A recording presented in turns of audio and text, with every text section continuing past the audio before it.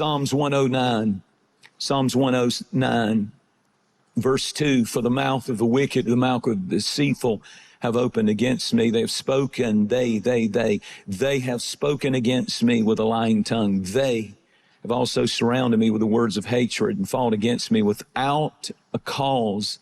In return for my love, they are my accusers. Then get this, but I, all you've heard about is they, but I give myself to prayer. Thus they have rewarded me evil for good.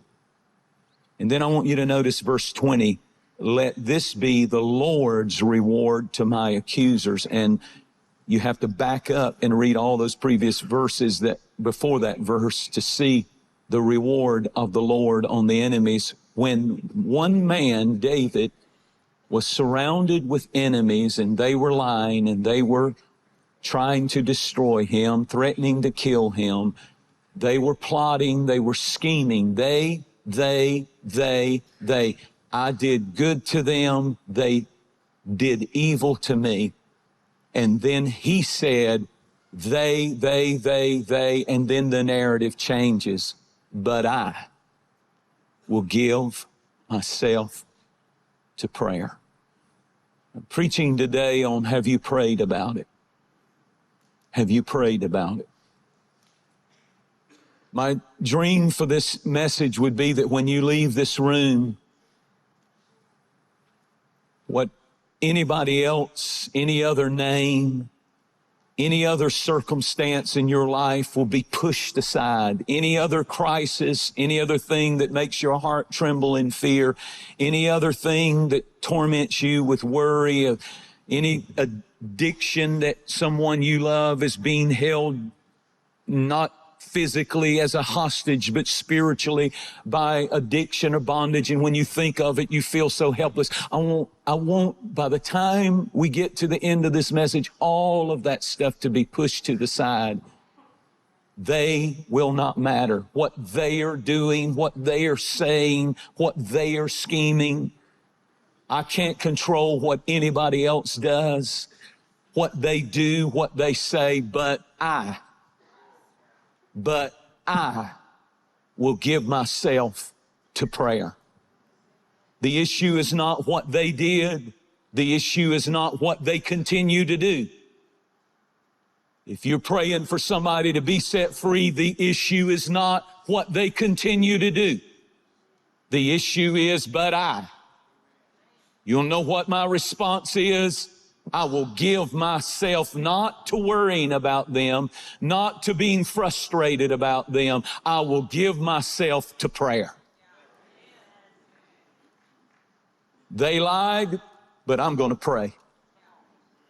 They hurt, but I'm going to pray. I cannot be responsible. I am never cease to be amazed at what people can do. How evil people can be. You cannot control they all the time. And if you allow it, that will destroy all that is any good in your life. What do you do when you can't control they? Is you say, but I will give myself to prayer. The phrase, I give myself to prayer, translates literally in the Hebrew language, but I am prayer. I'm prayer. I'm prayer. In other words, I'm not frustration, I'm prayer. I'm not fear of the future, I'm prayer. I'm not addicted, I'm prayer. I'm not a failure, I'm prayer. Prayer is not something I do. Prayer is something that I am. It's impossible to be in prayer and be bitter. So you're either going to give yourself to bitterness or you're going to give yourself to prayer. You're either going to give yourself to grief the rest of your life and being a scarred, marred person, or you're going to give yourself to prayer and say, I give myself to prayer. And the only thing that I can do is control me. And if I pray, God can heal. And if I pray, God can deliver. And if I pray, God gives hope. And if I pray, God gives comfort to those that mourn, because He's a good God and He knows how to take care of His creation. You've got to get in prayer about it. You've got to get to the place that if you're in trouble, you get into prayer about it. If you're in a trial, you better not just be in a trial. You better be in prayer about it. You better not just have a need for a physical situation remedied. You better be in prayer about it. Don't just go to the treatments, be in prayer about it. Don't just be in a bad marriage, be in prayer about it. Pray about it. Don't just have a child who is addicted to alcohol. Pray about it. I am not worried. I'm prayer. Hallelujah. I am not discouraged. I am not defeated. I am not depressed. And I am not disappointment. I'm prayer. And if anybody has ever disappointed me, I'm not mad at them. I'm going to pray until I see what God showed me they are. Come on, somebody. Clap your hands and believe God. I will pray about this. I'm not giving up, I'm prayer. I'm not throwing in the towel. I'm not backing up, I'm prayer. Don't just be in a valley.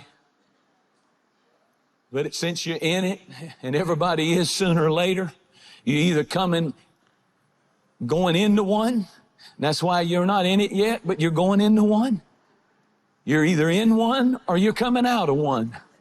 And when you get out of it, you're going to go into another one. Doesn't that make you feel good? That's called life. But you better not just be in a trial and be in trouble and be in need, but be in prayer. I want you to understand that if you're in a financial crisis, you need to be in prayer about it. You need to be praying and fasting about it. Hallelujah. I love the fact that there's a whole church that's fasting and praying right now. And if you had a Big Mac attack and you messed up, pray right now and say, Lord, forgive me, and jump right back on the wagon. We just pulled the reins back. Get back on. I said, get back on. I mean what I'm saying. I'm telling you right now that we're called to pray and fast. And if you're fasting and you're not praying, you're just on a serious diet.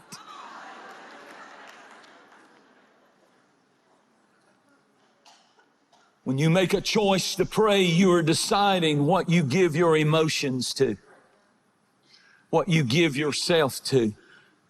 When you decide to pray, you're saying, I'm choosing to give myself to God and give this circumstance that I cannot do anything about them, so I'm going to give it to God. As for me, I give myself to prayer. Don't you dare give yourself to bitterness when you can give yourself to prayer. Don't you dare give yourself to revenge when you can give yourself to prayer. Don't you dare give yourself to hopelessness and suicide and cutting yourself when you can give yourself to prayer. Don't you dare give yourself to alcoholism the rest of your life, or vaping and smoking weed every day of your life, numbing your brain, when you can give yourself to prayer, and the shackles can be broken off of you, and you can be limitless in your potential and purpose, and God can restore to you the years that Satan has stolen and ruined. If you will pray, don't give yourself to failure. Give yourself to prayer, and God will make something beautiful out of what is left. Somebody give him a shout of praise in the overflow.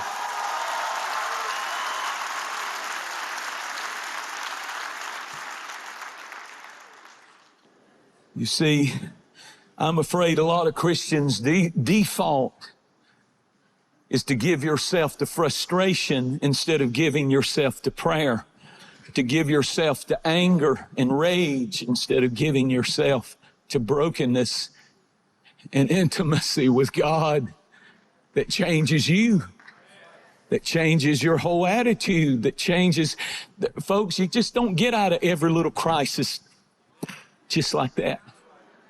You have to walk through some things. Sometimes they last for decades. And what do? Do you give yourself to that? A wound, a victim, the rest of your life? I am not a victim. I'm prayer.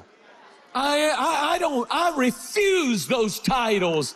I am not a sexual abuse survivor. It's what some of you need to say. You need to say, I am prayer. I refuse all of the baggage from the past in Jesus' mighty name. And it's not mind over matter. It's the word over what hell has tried to do. And the word is more powerful.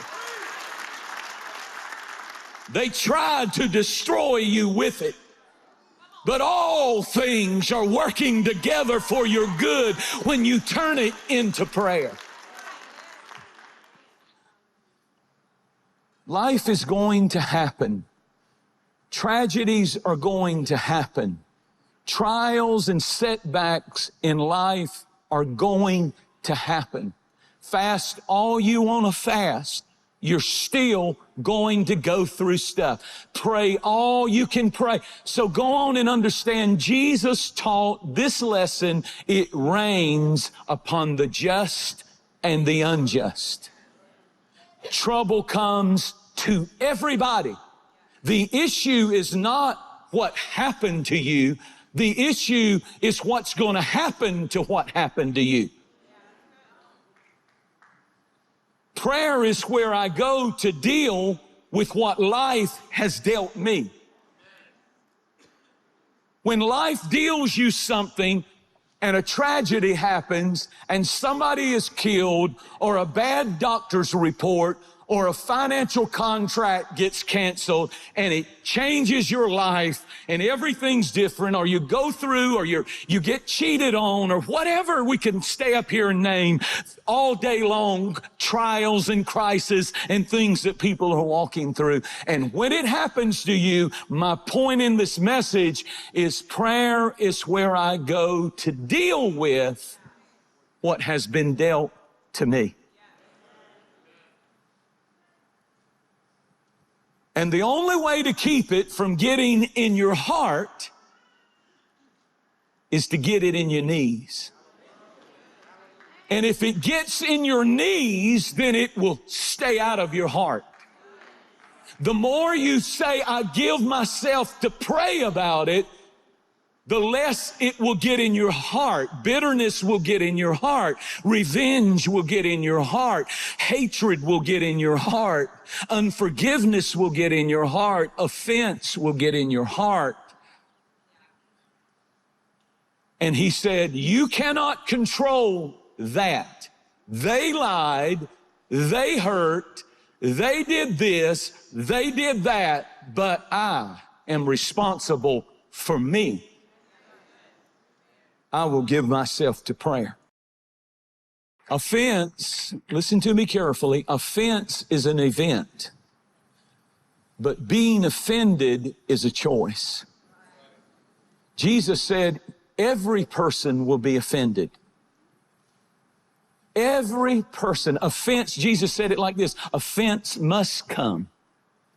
Part of God's process of making you a mature Christian will be people will be put in your life specifically released to unjustly hurt you and offend you and do you wrong. And in those seasons of being offended, you're in the most serious test season, testing that is determining whether God gets to take what was meant for your evil and turn it for good in your response. Because offense is a moment, but being offended from the offense is a choice.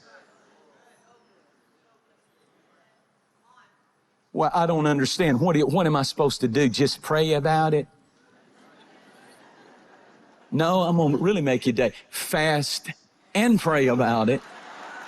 And if that don't work, do it again. And if that, because my Jesus said, if you seek, you will find. If you knock, it will be opened unto you. And blessed are they that hunger and thirst, for they shall be filled. So yeah, that's it. Welcome to being a Christian. Just pray about it. Yeah, turn it into prayer. And you know what's happening? You're becoming like Jesus. You know, the one they beat and he said, Father, forgive them. You know, the one they slapped and he turned the other cheek. You know the one, that guy that even today, he's already forgiven you.